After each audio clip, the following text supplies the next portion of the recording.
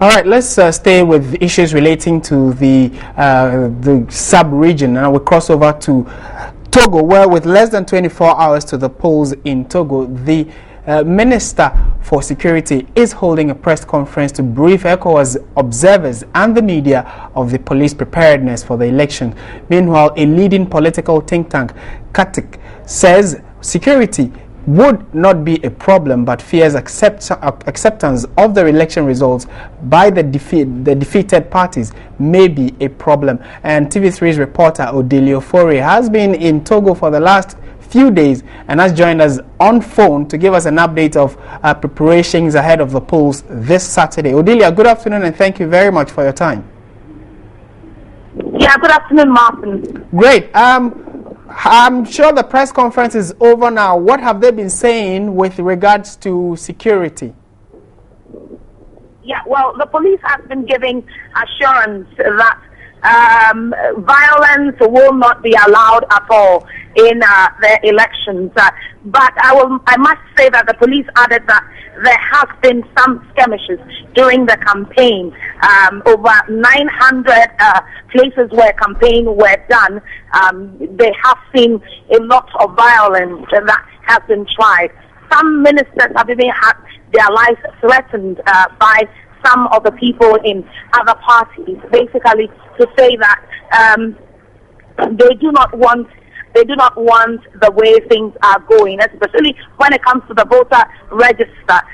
People are still not very confident and not very happy about the voters register and it's being cleaned up. And so the police has been trying to assure people that everything is going to be fine when it comes to the area of security. Now, I ask critical questions because when you come to Togo, when it comes to the gendarmerie, it comes to the police and the military, there's a general feeling that the people support the police. There's a general feeling that the government, the police support the government, and the government party is UNIR.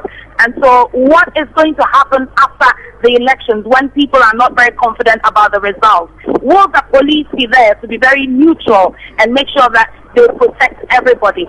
And this was one of the questions I posed to the police here, and they are sure that they are going to make sure. And then there are several flashpoints when you come to Lomé, and these flashpoints are actually having the police and security double in the flashpoints to make sure that any skirmishes that happen in those areas will be covered by the police. All right, and so does that mean that the general population feels safe and think that everything will go according to plan? The general population is not very confident in the voters register. Everybody thinks that, well, it's a done deal for Ponya Singbe, and for a lot of them, there isn't even a need for them to go to the polls and go and cast their vote. And so you will have a low voter turnout for tomorrow by my projections, per the people that I've spoken with. It is very likely that the polls will not have the full numbers. Like, for instance, you had over 80% of the people going to the polls in Ghana during the 2012 elections. They are projecting that just about 50% or some 60% of the people will go to the polls. And this will be one of the lowest when it comes to the numbers that will be going to the polls. But I'm sure that we'll have to wait and see what exactly happens at the polling stations tomorrow. All right, Odelia, and finally, before I let you go, what is the key issue that is being the most topical issue that is being used as a campaign tool for the political parties? Yeah, Ponya Singbe is actually, his party is UNIR. They are talking about the developments that have gone on after the death of his father.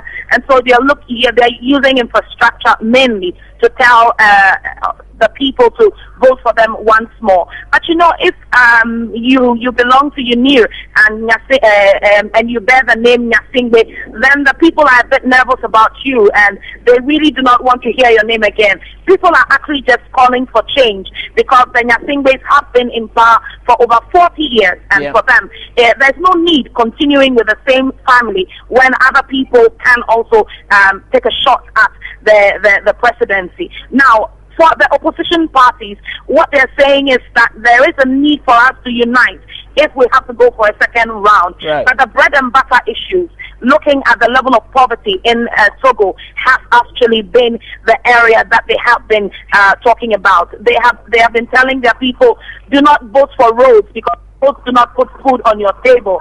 Vote for issues relating to the economics. Right. And make sure that you bring somebody who will be able to uplift, the economy of Togo. And basically that has been it. So that has basically been the banter that has been going on between the opposition and the ruling party. We're grateful for your time, Odilia Ofori, TV3's reporter, bringing us an update from the Togolese capital, Lomé. And TV3 covers it and does it right. We were in Nigeria for the elections. We covered it extensively, and now we are in Togo.